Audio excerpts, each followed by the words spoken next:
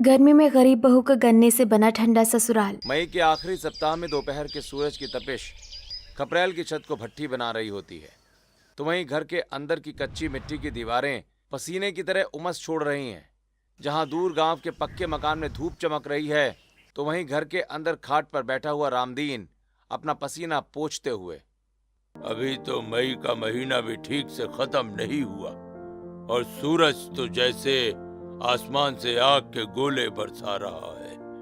हवा में इतनी जलन है कि सांस लेना भारी पड़ रहा है। जून के महीने में तो न जाने हम गरीबों का क्या हाल होगा।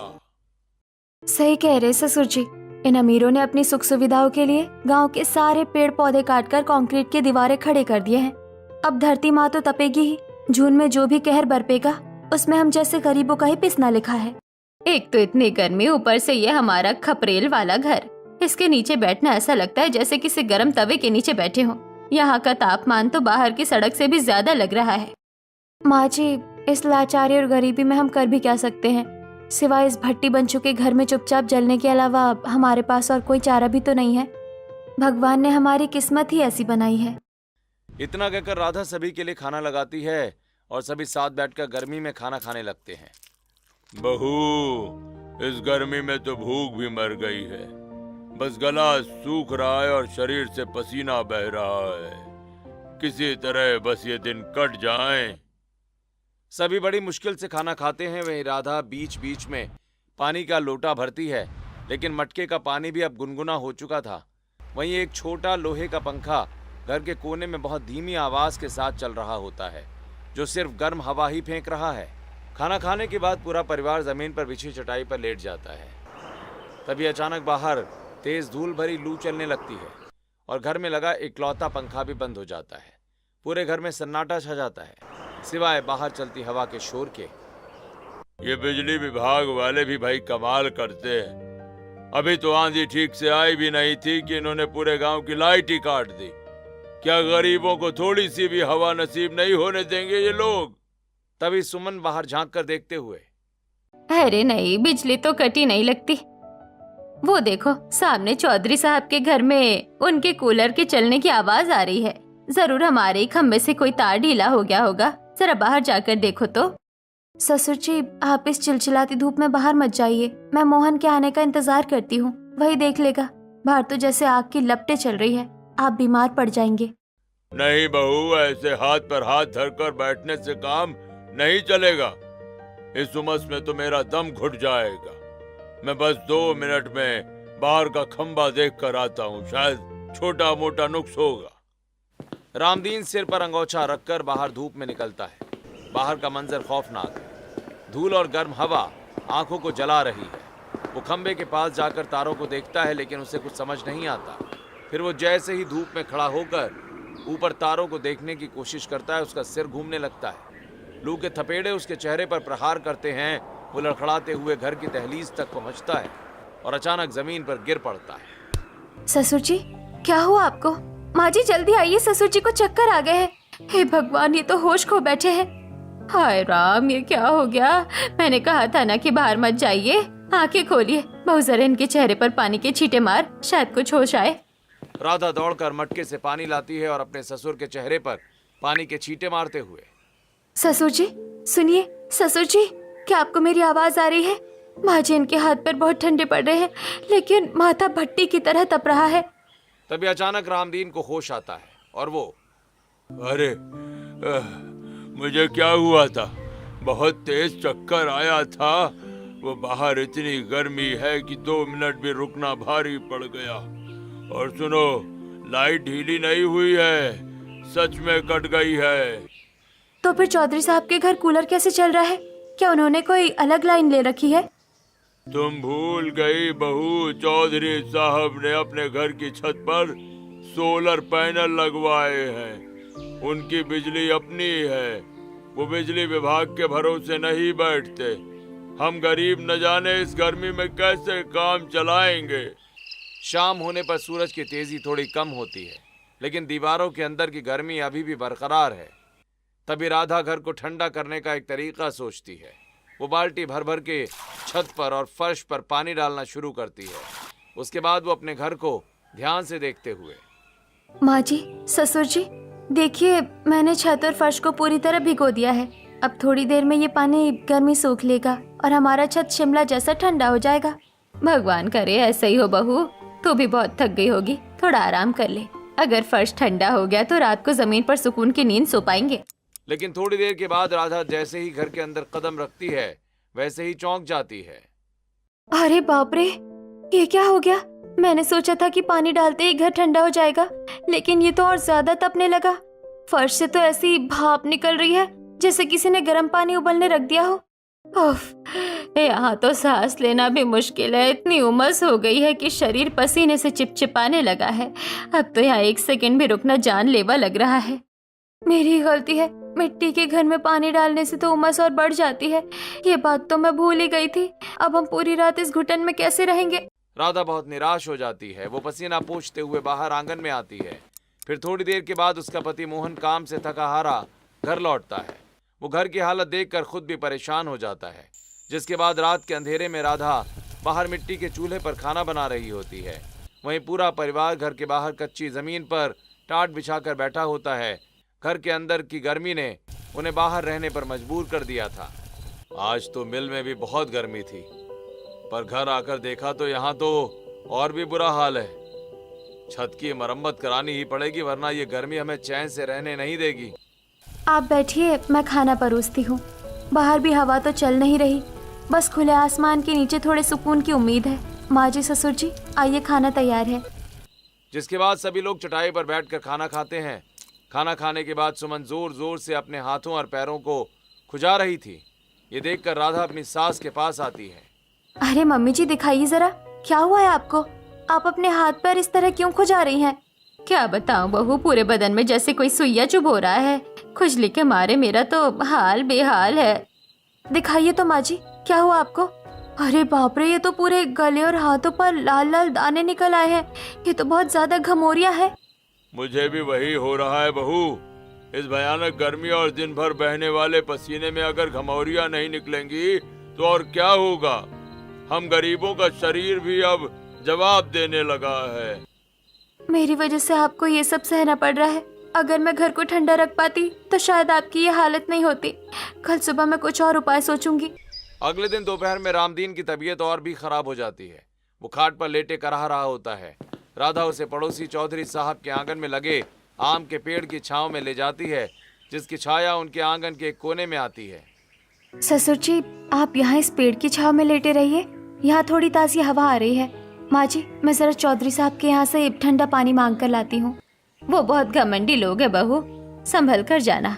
पर क्या करें, घर का मटका तो फिर से उबलने लगा है।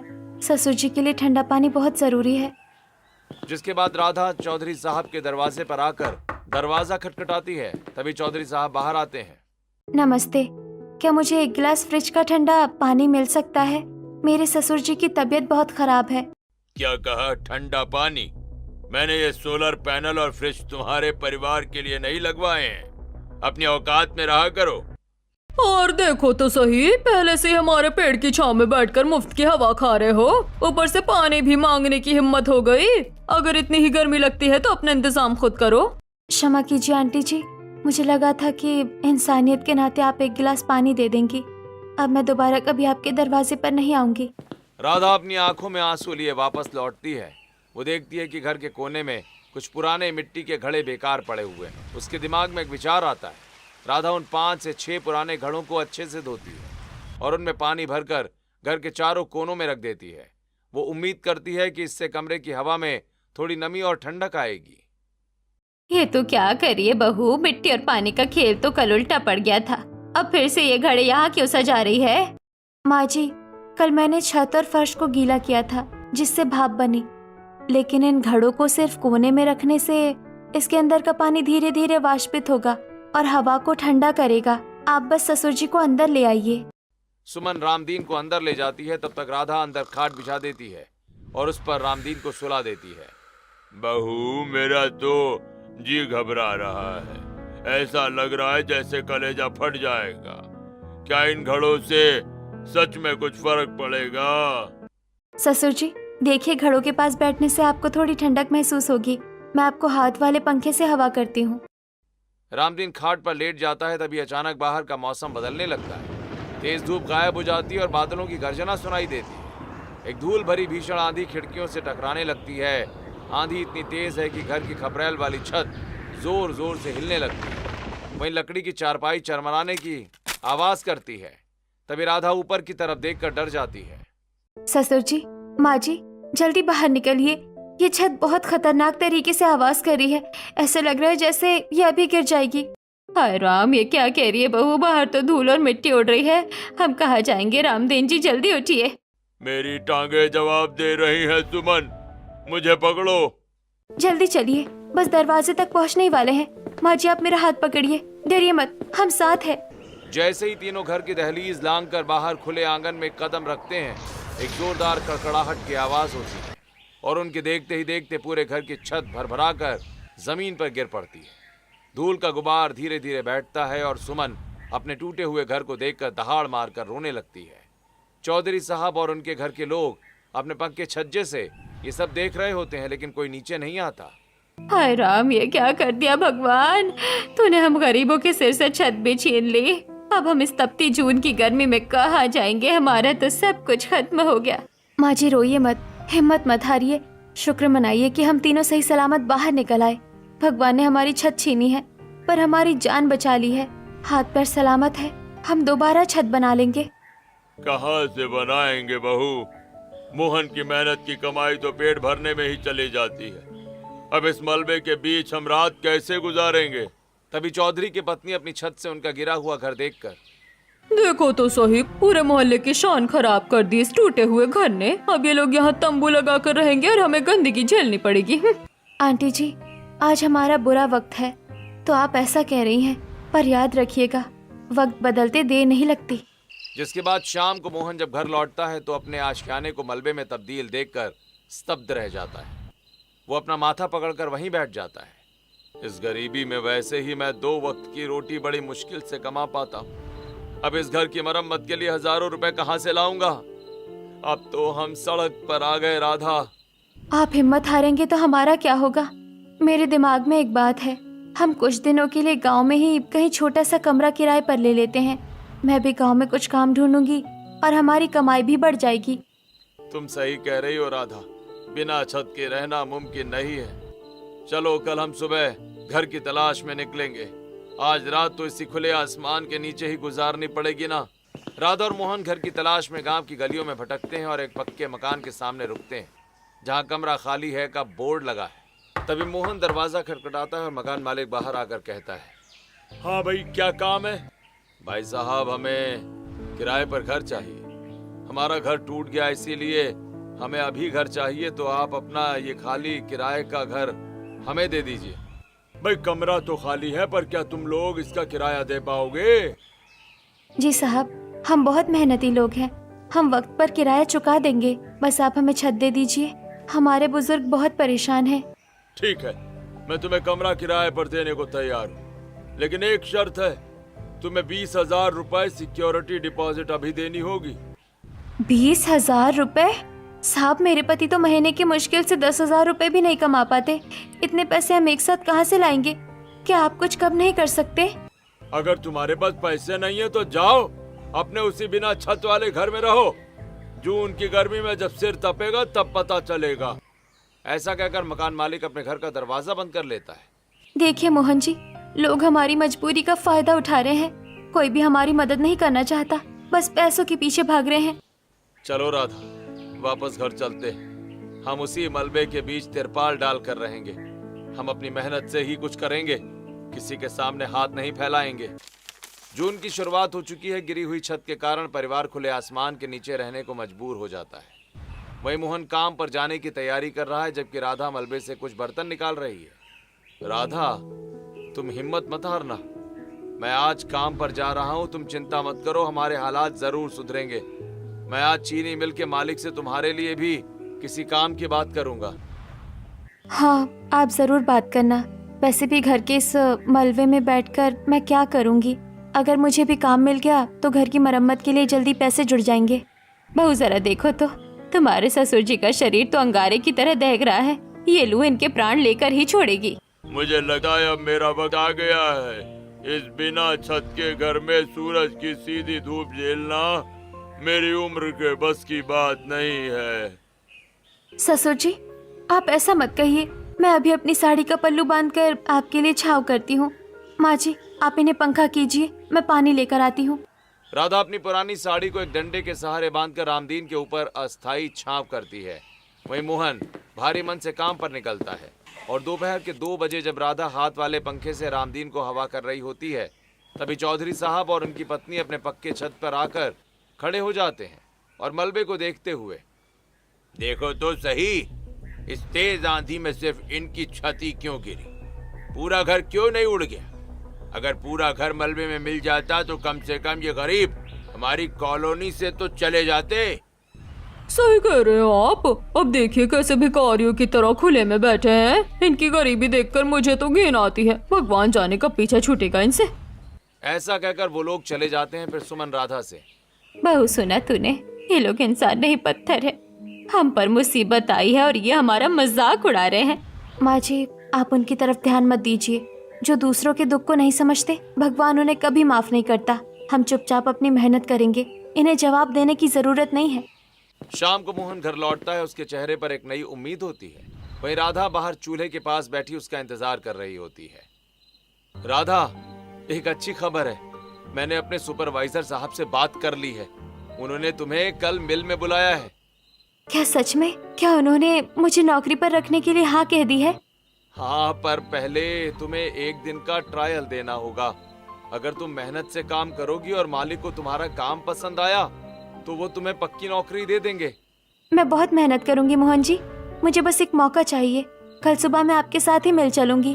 अब हमारे घर की छत जरूर बनेगी। अगले दिन सुबह राधा और मोहन चीनी मिल पहुंचते हैं। चारों तरफ गन्ने के ऊंचे ऊंचे ढेर लगे हैं और मशीनों के चलने की भारी आवाज आ रही है। राधा पहली बार इतनी बड़ी मिल देखती है। राधा, तुम यही रुको, मैं मालिक साहब को बुला कर लाता हूँ। तुम घबराना मत, हाँ, बस शांति से बात करना। ठीक है, आप जाइए, मैं यही गन्नों के पास खड़ी इंतजार करती हूँ। मोहन चला जाता है। तभी राधा की नजर पास ही पड़े एक कचरे के ढेर पर पड़ती है, जहाँ गन्ने का छिलका और कुछ पुराने टेढ़े मेढ़े गन्ने फेंके हुए हैं। वो एक गन्ने को उठाने के लिए आगे बढ़ती है और फिर अपने आप से, अरे ये क्या? मुझे लगा था कि जमीन भट्टी की तरह तप रही होगी, लेकिन यहाँ तो जमीन बिल्कुल बर्फ की तरह ठंडी है। तभी मोहन वहां आते हुए, अरे क्या हुआ राधा, तुम ऐसे क्यों चौंक गई? मुझे लगा था कि जमीन भट्टी की तरह तप रही होगी, लेकिन यहाँ तो जमीन बिल्कुल बर्फ की तरह ठंडी है। जमीन ठंडी है? ऐसा कैसे हो सकता है? मोहन जी खुद देखिए, जहाँ ये गन्ने का पेस्ट और पल्प पड़ा है, वहाँ की मिट्टी एकदम ठंडी है। इसका मतलब है कि गन्ना गर्मी सोख लेता है। क्यों ना हम अपना घर इसी गन्ने से बनाए। जिसके थोड़ी देर के बाद ही मोहन और राधा मिलकर मालिक के सामने खड़े होते हैं। राधा ने अपना विचार मोहन को समझाया होता है और अब वो डरते डरते सेठ से बात कर रहा होता है। साहब, हमारे घर की छत गिर गई। क्या आप हमें वो खराब गन्ने और गन्ने का पल्प दे सकते हैं जो आप कचरे में फेंक देते हैं? तुम पागल हो गए हो क्या? उस कचरे से तुम क्या करोगे? हाँ, और वैसे भी मैं उसे ईंधन के लिए बेचता हूँ, जिससे मुझे पैसे मिलते हैं। साहब, हम बहुत गरीब हैं, हमारे सिर पर छत नहीं है और मेरे बुजुर्ग ससुर लू की वजह से मरने की हालत में हैं। अगर आप वो वेस्ट हमें दे देंगे तो आपका बहुत भला होगा। देखो राधा, इस दुनिया में मुफ्त में कुछ नहीं मिलता। अगर तुम्हें वो गन्ने और पल्प चाहिए तो उसके बदले तुम्हें कुछ देना होगा। हमारे पास पैसे नहीं है साहब, पर हम मेहनत करना जानते हैं। आप जो कहेंगे हम वो काम करेंगे, बस हमें वो गन्ने दे दीजिए। हाँ ठीक है, तुम दोनों पति पत्नी अगले 15 दिनों तक मेरे गन्ने के खेतों में बिना पैसे काम करो, तो मैं तुम्हें सारा खराब गन्ना, पल्प और सूखे पत्ते दे दूंगा। बोलो, मंजूर है? हमें मंजूर है साहब, हम कल से ही खेती में काम शुरू कर देंगे। मैं गन्ने से अपना घर बनाकर ही दम लूंगी। जिसके बाद तपती दोपहर में राधा और मोहन खेतों में काम करने लगते हैं। गन्ने के पत्तों की धार बहुत तेज होती है। वहीं जहां राधा गन्ने काट रही होती है तो मोहन उसके गट्ठर बांध रहा होता है। तभी वो देखता है कि राधा के हाथों से खून निकल रहा है। वो तुरंत उसका हाथ पकड़ते हुए, रुको राधा, तुम्हारे हाथों से तो खून निकल रहा है। ये गन्ने के पत्ते बहुत तेज हैं, इन्होंने तुम्हारा हाथ छील दिया है। कट गया तो कट जाने दो मोहन जी। ये जख्म मुझे याद दिलाएंगे कि मैंने अपना घर अपना खून पसीना बहाकर बनाया है। आप फिक्र मत कीजिए, मैं ठीक हूँ। मुझे बहुत बुरा लग रहा है राधा कि तुम्हें इतनी तकलीफ उठानी पड़ रही है। काश मैं भी अमीर होता तो तुम्हें ये सब तो नहीं करना पड़ता। आप मेरे साथ हैं, यह मेरे लिए सबसे बड़ी अमीरी है। चलिए जल्दी काम खत्म करते हैं, फिर हमारे पास अपनी छत होगी। जिसके बाद काम खत्म करके दोनों घर लौट रहे होते हैं कि वहीं गांव के लोग उन्हें देखकर आपस में कानाफूसी करते हुए हंस रहे होते हैं। अरे देखो देखो, इनके पास फूटी कौड़ी नहीं है और चले हैं गन्ने से घर बनाने। मिल मालिक के खेतों में गधे की तरह खट रहे हैं ये। अरे भाई, गन्ने से कभी घर बनता है भला? पहली बार बारिश आएगी और सारा घर बह जाएगा। ये लोग तो सच में पागल हो गए हैं। जब हमारा घर बनकर तैयार होगा और ये लोग गर्मी में जलेंगे, तब इन्हें पता चलेगा कि हमारी मेहनत क्या रंग लाई है। घर पहुंचकर मोहन राधा के घावों पर हल्दी का लेप लगाता है। वहीं सुमन और रामदीन पास ही बैठे ये सब देख रहे होते हैं। बहू, ये तो क्या कर रही है? खुद को इतनी चोट पहुंचाकर तू अपनी किस्मत से नहीं लड़ सकती। हमारी किस्मत में घर नहीं है तो तू क्या कर लेगी? माँ जी, किस्मत में जो भी हो, बिना कोशिश किए तो मैं हार नहीं मानूंगी। क्या पता मेरी किस्मत में यही लिखा हो कि जब मैं मेहनत करूंगी तभी हमारे सिर पर छत आएगी। मेरी तो अब हिम्मत ही जवाब दे गई है बहू। मैं तो अब बिना लाठी के खड़ा भी नहीं हो सकता, पर तेरी हिम्मत देखकर मुझे भी जीने की इच्छा होती है। आप बस देखते जाइए ससुर जी, जब 15 दिन पूरे हो जाएंगे तो हम अपना नया घर बनाना शुरू करेंगे। वो घर इतना ठंडा होगा कि आपकी सारी बीमारी गायब हो जाएगी। धीरे धीरे 15 दिन पूरे होते हैं। मिल मालिक अपने खराब गन्ने और पाल से लदी बैलगाड़ी के पास खड़ा होता है। लो मोहन, तुमने और तुम्हारी पत्नी ने अपना वादा पूरा किया, मैं भी अपना वादा निभा रहा। ये रही तुम्हारी बैलगाड़ी, इसे ले जाओ और अपना घर बनाओ। आपका बहुत बहुत शुक्रिया साहब। आपने हमारी मजबूरी समझी और अपना वादा निभाया। हम इसे कभी नहीं भूलेंगे। आज से हमारे नए घर की नींव रखी जाएगी। मोहन जी, चलिए जल्दी घर चलते हैं। दोनों बैलगाड़ी लेकर घर पहुंचते हैं और फिर दोनों मिलकर जमीन की खुदाई शुरू करते हैं। वहीं पड़ोसी अपने घरों से बाहर निकलकर तमाशा देख रहे होते हैं। राधा, एक बात सोचो, हमने नींव तो खोद ली, पर क्या सिर्फ गन्ने के सहारे ये दीवारें टिक पाएंगी? क्या ये छत का भार उठा पाएंगी? अरे, ये तो मैंने सोचा ही नहीं। गन्ने तो बहुत हल्के होते हैं, हमें कुछ मजबूत लकड़ी की जरूरत होगी। अरे तुम चिंता मत करो, मैं अभी जंगल जाता हूँ और कुछ बांस काट कर लाता हूँ, और हमारे पुराने घर की जो कुछ लकड़ियाँ बची हैं ना, हम उनका भी इस्तेमाल करेंगे इसमें। हाँ, ये सही रहेगा। आप बांस लाइए, तब तक मैं इन गन्नों को छांटकर अलग करती हूँ। हम साथ मिलकर सबसे मजबूत और ठंडा घर बनाएंगे। जिसके बाद मोहन जंगल जाता है, वहां से बांस के भारी लट्ठे लेकर आता है। धूप अपनी चरम सीमा पर होती है, लेकिन फिर भी राधा और मोहन मिलकर घर का ढांचा तैयार करना शुरू कर देते हैं। वो दोनों मिलकर 2 लेयर वाली दीवारें बना रहे होते हैं और उसके बीच में गन्ने का पल्प भर देते हैं।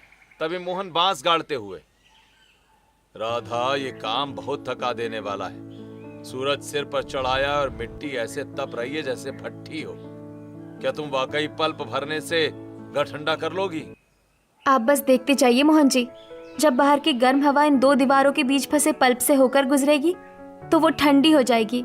ये पल्प कुदरती इंसुलेशन का काम करेगा। तभी सुमन वहां आती है। अरे बहू, ये क्या तमाशा है? तू तो दीवारों के बीच में ये कचरा भर रही है। इससे घर मजबूत बनेगा या बस चींटियों का घर बनकर रह जाएगा? माँ जी, यही कचरा हमें ठंडक देगा। आप फिक्र मत कीजिए, बस थोड़ा भरोसा रखिए। मोहन जी, जरा वो बांस इधर पकड़िए, इसे यहाँ बांधना है। तभी चौधरी साहब और उसके कुछ दोस्त अपने पक्के घर की बाउंड्री पर खड़े होकर हंसते हुए राधा और मोहन की मेहनत का मजाक उड़ा रहे होते हैं। देखो भाई, अब ये लोग गन्ने और कचरे से महल बनाएंगे। अरे ओ मोहन, घर के अंदर गर्म हवा तो रोक लोगे, पर चींटियों और दीमक से कैसे बचोगे? वो तो इसे 2 दिन में चट कर जाएंगी। और नहीं तो क्या, सारा पैसा और समय बर्बाद कर रहे हैं। इतनी गर्मी में बीमार पड़ेंगे तो इनके पास हकीम की फीस देने के भी पैसे नहीं होंगे। मोहन, बात तो ये लोग सही कह रहे हैं। मैंने तो इस बारे में सोचा ही नहीं। एक परेशानी खत्म नहीं होती कि दूसरी आ जाती है। अरे बहू, तू ये क्या कर रही है? मेरे सिर में तो दर्द होने लगा है और मेरा गला भी बहुत सूख रहा है। काश थोड़ा ठंडा पानी मिल जाता। राधा अपने ससुर की बात सुनकर सामने पड़े कुछ टेढ़े मेढ़े गन्नों को देखती है। फिर उसे कुछ आइडिया आता है।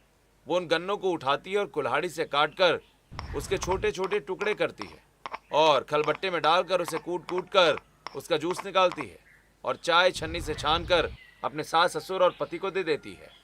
तभी वो चौधरी की पत्नी को कुछ औरतों के साथ सामने खड़ा मजाक उड़ाता हुआ देखकर उनसे, आंटी जी, आप हमारी सेहत की चिंता मत कीजिए। जब तक हमारे पास ये गन्ने का रस और मेहनत करने का जज्बा है, हमें कुछ नहीं होगा।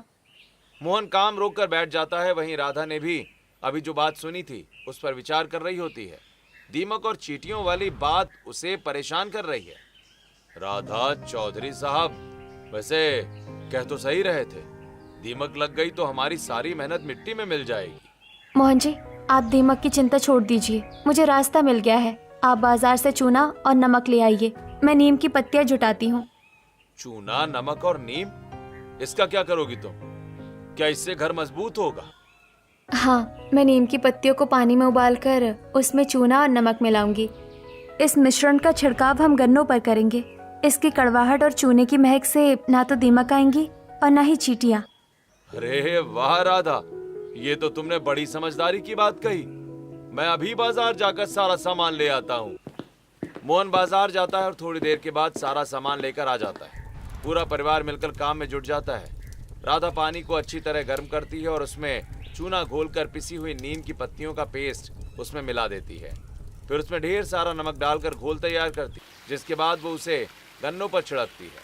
वहीं सुमन जूट की रस्सियों से बांस की डंडियों को जोड़कर चटाई जैसी दीवारें बनाते हुए, ले बहू, ये जूट की रस्सी वाली दीवारें तैयार है। इन्हें अब ढांचे पर चढ़ा दे। सच कहूँ तो ये काम करते हुए मुझे गर्मी का एहसास ही नहीं हो रहा। बहू, मैं खड़ा तो नहीं हो सकता ज्यादा देर, पर मैं इन गन्नों को सीधा रखने में तुम्हारी मदद कर सकता हूँ। मेरी लाठी भी आज काम आ रही है। शुक्रिया ससुर जी। देखिए, हम सब मिल जाए तो कोई भी काम नामुमकिन नहीं है। मोहन जी, अब बस ऊपर की छत के लिए वो बांस और गन्ने के पत्ते बिछा दीजिए। जिसके बाद मोहन बांस की डंडियां छत के ऊपर लगाता है। उसमें गन्ने का पल्प भरकर तारों से बांध देता है। वहीं थोड़ी देर के बाद ही घर बनकर तैयार हो जाता है। चारों तरफ गन्ने की दीवारों की भीनी भीनी खुशबू आ रही होती है। जहां राधा ने बचे हुए गन्नों का एक ढेर कोने में रखा होता है। तभी घर को देखते हुए मोहन, आखिरकार हमारा गन्ने का घर तैयार हो ही गया। राधा, तुम कमाल हो। पर ये जो इतने सारे गन्ने बच गए हैं, इनका क्या करोगी? आप बस आराम कीजिए मोहन जी। मैं अभी आप सबके लिए कुछ खास बनाती हूँ। माँ जी, जरा वो मटका इधर दीजिएगा। बहू, गन्ने के रस से तो बहुत कुछ बनता है। मेरी माँ बचपन में गन्ने की खीर और कुल्फी बनाती थी। क्या तू भी वैसा कुछ बना सकती है? बिल्कुल ससुर जी। आज रात मैं गन्ने के रस में चावल भिगोकर रखूंगी और सुबह आपको गन्ने की खीर खिलाऊंगी। और हाँ, दोपहर के लिए गन्ने की कुल्फी भी तैयार होगी। जिसके बाद रात को राधा सबके लिए दाल चावल बनाती है। फिर सभी दाल चावल खाकर सो जाते हैं। वहीं राधा रात को गन्ने का रस निकालकर उसमें चावल डालकर भिगो देती है। अगले दिन सुबह की पहली किरण के साथ ही घर के अंदर एक अद्भुत ठंडक है। राधा ताजे गन्ने की खीर बनाती है और फिर पूरा परिवार जमीन पर बैठकर मजे से खाता है। वाह बहू, ऐसी खीर तो मैंने अपनी पूरी जिंदगी में नहीं खाई। और ये घर बाहर लू चल रही है, पर अंदर ऐसा लग रहा है जैसे किसी पेड़ के नीचे बैठे हो। भाई, सही कह रही हो सुमन। आज मेरी घमौरियों में भी खुजली कम हो गई है। ये घर तो सच में किसी जादुई महल से कम नहीं है। दोपहर में धूप थोड़ा बढ़ती है, लेकिन घर के अंदर सभी को हल्की गर्मी महसूस होने लगती है। तभी सुमन राधा से कहती है, अरे बहू, दोपहर बढ़ने के साथ तो हमें फिर से गर्मी लगने लगी। अब क्या करें? माँ जी, जब गर्मी ज्यादा लगे तो बस इन गन्नों की दीवारों पर थोड़ा पानी छिड़क दीजिए। ये बिल्कुल एसी जैसा काम करेगा। ऐसा कहकर राधा बाहर निकलती है और गन्नों की दीवारों पर पानी छिड़क देती है। थोड़ी देर के बाद घर फिर से ठंडा हो जाता है। ऐसे ही दिन बीत रहे थे। वहीं एक दिन गांव में अचानक लाइट की भारी कटौती शुरू हो जाती है। तेज लू की वजह से चौधरी साहब के सोलर पैनल भी तब कर काम करना बंद कर चुके होते हैं। पूरा गांव गर्मी से त्राही त्राही कर रहा होता है। उफ, ये सोलर पैनल भी धोखा दे गए। घर के अंदर तो रुकना मुमकिन ही नहीं है। पूरी कॉलोनी तवे की तरह जल रही है जैसे। जरा देखो तो राधा के उस गन्ने वाले घर की तरफ, वहाँ से कैसी ठंडी हवा आ रही है। और वो लोग देखो बाहर गड्ढा खोद कर क्या कर रहे हैं। चौधरी साहब खिड़की से देखते हैं कि राधा ने जमीन में एक छोटा गड्ढा खोदा है, जिसमें वो मटके के अंदर गन्ने का रस जमाकर कुल्फी बना रही है। वो अपनी जिज्ञासा नहीं रोक पाते और राधा के दरवाजे पर पहुंच जाते हैं। चौधरी साहब झिझकते हुए राधा के घर के पास आते हैं। उन्हें घर की दीवारों से टकराकर आने वाली ठंडी हवा के झोंके महसूस होते हैं। कोई है घर में? बहू राधा, क्या मैं अंदर आ सकता हूँ? बाहर तो जान निकली जा रही है भाई मेरी। आइए चौधरी साहब, आपका स्वागत है। हमारे पास आपके जैसा पक्का मकान तो नहीं है, पर ये गन्ने का घर बहुत ठंडा है। बेटा हमें माफ कर दो, हमने तुम्हारे साथ बहुत बुरा व्यवहार किया। पर सच में तुम्हारे इस घर में तो पैर रखते ही जान में जान आ गई। क्या हमें वो ठंडी कुल्फी मिलेगी? क्यों नहीं, आइए बैठिए। मेरी सोच आपकी तरह छोटी नहीं है। अगर पूरा मोहल्ला भी मदद के लिए आएगा तो मेरी क्षमता के अनुसार मैं सबकी मदद करूंगी। इतना कहकर राधा उन दोनों को कुल्फी खिलाती है और ठंडा पानी भी पिलाती है। दोनों आराम से ठंडे गन्ने के घर में बैठकर कुल्फी खाते हैं। उसी समय बाहर चीनी मिल का मालिक अपनी आलीशान कार से राधा के घर के सामने रुकता है और फिर राधा के घर के अंदर जाकर राधा से, भाई अद्भुत, अविश्वसनीय। मोहन, तुमने तो चमत्कार कर दिया यार। बिना बिजली बिना पंखे के इतना ठंडा घर, मुझे तो अपनी आंखों पर यकीन नहीं हो रहा। साहब, ये सब मेरी पत्नी राधा की मेहनत और समझदारी का नतीजा है। पूरा गांव अब यहाँ ठंडी हवा लेने आता है। भाई राधा बेटी, मैं बहुत प्रभावित हूँ। मैं अपने मिल के बाहर जो मजदूर धूप में काम करते हैं ना, उनके लिए भी ऐसे ही शेल्टर बनाना चाहता हूँ। क्या तुम मुझे ये तरीका सिखाओगी? जरूर साहब, मेरा ये ज्ञान मुझे मुफ्त की मेहनत से मिला है। मैं आपसे इसके पैसे नहीं लूंगी। आप जब चाहे मुझे मिल बुला लीजिएगा। मिल मालिक राधा की ईमानदारी और बुद्धिमानी देखकर दंग रह जाता है। वो मोहन की तरफ मुड़ता है और उसके कंधे पर हाथ रखकर, देखो, इतनी बड़ी सोच रखने वाले लोग मैंने आज पहली बार देखे हैं। मोहन, आज से तुम मजदूर नहीं, मेरे मिल के सुपरवाइजर हो और तुम्हारी तनख्वाह 5 गुना बढ़ा दी जाएगी। अब तुम्हारी गरीबी के दिन खत्म हुए। क्या सुपरवाइजर? साहब, मैं आपका शुक्रिया कैसे करूं? हे राधा, सुना तुमने? हमारी मेहनत रंग लाई। देखा मोहन जी, अगर हमें पता होता कि गन्ने का घर बनाने से हमारी गरीबी दूर हो जाएगी तो हम ये काम कब का कर लेते।